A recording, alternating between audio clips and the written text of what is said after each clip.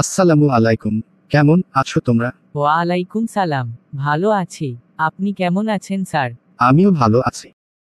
Sir, একটা প্রশ্ন করতে চাই। কি প্রশ্ন বলো? স্যার, আমি শুনেছি জুমার নামাজ ইসলামে খুবই গুরুত্বপূর্ণ, তবে সঠিকভাবে জানি না কেন এটা এত গুরুত্বপূর্ণ। আপনি কি আমাকে জুমার নামাজের গুরুত্ব ও এর নিয়ম সম্পর্কে একটু বিস্তারিত বুঝিয়ে বলতে পারেন? অবশ্যই। জুমার নামাজ ইসলামে একটি বিশেষ নামাজ, যেটি প্রতিটি মুসলমানের উপর ফরজ। এটি শুধু একটি নামাজ নয়, বরং মুসলিম সমাজের জন্য এক বিশেষ দিন। কোরআনে আল্লাহ তাআলা বলেন, যখন তোমাদের কাছে জুমার আজান শোনানো হবে, তখন তোমরা আল্লাহর স্মরণে ব্যস্ত হও এবং কেনাকাটা থামিয়ে দাও। সূরা জুমু, আয়াত 9। এটি থেকে বোঝা যায় যে জুমার নামাজ অত্যন্ত গুরুত্বপূর্ণ এবং এর সাথে একটি বিশেষ শ্রদ্ধা ও গুরুত্ব রয়েছে। স্যার, জুমার নামাজে অন্য নামাজের থেকে কি বিশেষত্ব আছে? কেন শুধুমাত্র এই নামাজটি সপ্তাহে একবার ফরজ? খুব ভালো প্রশ্ন। আসলে জুমার নামাজ মুসলমানদের মধ্যে একতা এবং পারস্পরিক সম্পর্ককে দৃঢ় করার জন্য বিশেষভাবে নির্ধারিত। এটি একটি সপ্তাহের বড় অনুষ্ঠান, যেখানে মুসলমানরা একত্রিত হয়ে আল্লাহর ইবাদত এবং দয়ার জন্য দোয়া করতে পারে।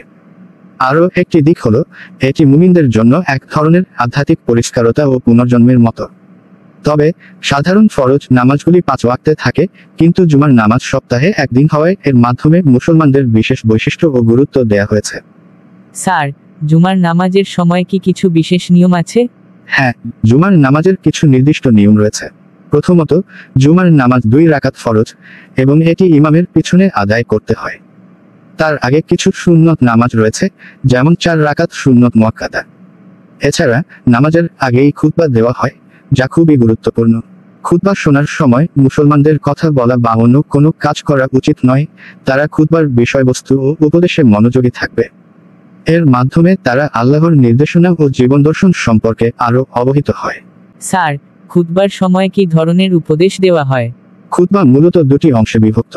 প্রথম অংশে ইমাম আল্লাহর কুদরত, মাহাত্ম্য এবং কোরআন হাদিসের মাধ্যমে মুসলমানদেরকে আল্লাহর প্রতি শ্রদ্ধা, তাকওয়া এবং ভালো কাজ করার প্রতি উদ্বুদ্ধ করেন।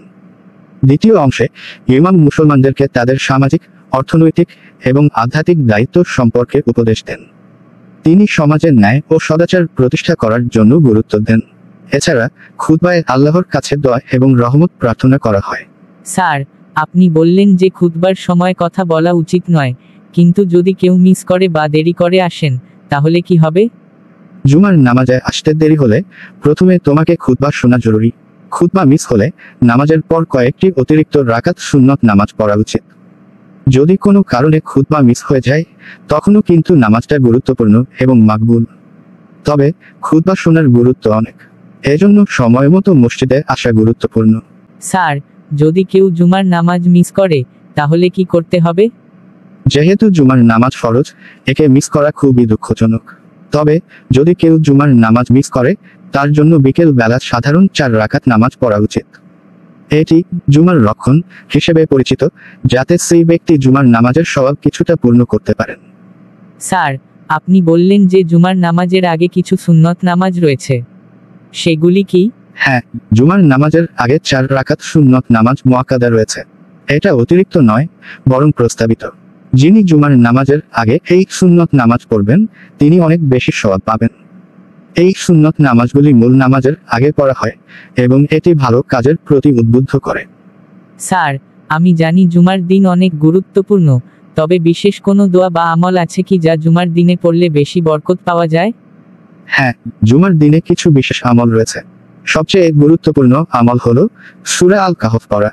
এক হাদিসে এসেছে, যে ব্যক্তি শুক্রবারের দিন সূরা আল কাহফ পড়বে, তার জন্য সারা সপ্তাহের জন্য আলো এবং বরকত থাকবে। এছাড়া শুক্রবারের দিন বিশেষ একটি মুহূর্ত আছে, যেটি হচ্ছে আল্লাহ তাআলার কাছে দোয়া কবুল হওয়ার সময়। তাই এই সময়ের মধ্যে যত বেশি দোয়া করা যায়, করা উচিত। তোমরা যদি আল্লাহর কাছে কোনো কিছু চাও, তা অবশ্যই দোয়া করতে হবে। স্যার, অনেক কিছু শিখলাম আজ। আপনি কি আমাকে কিছু পরামর্শ দেবেন, যাতে আমি আমার জুমার নামাজ আরো ভালোভাবে আদায় করতে পারি? হ্যাঁ, সবচেয়ে প্রথমেই সময় মতো মসজিদে গিয়ে নামাজ পড়া উচিত। ইমামের খুতবা শোনার সময় মনোযোগী হও, কারণ এতে আল্লাহর নির্দেশনা এবং ধর্মীয় জীবন দর্শন শেখা যায়। এছাড়া জুমার নামাজের আগে এবং পরের নফল নামাজ পড়ার চেষ্টা করো।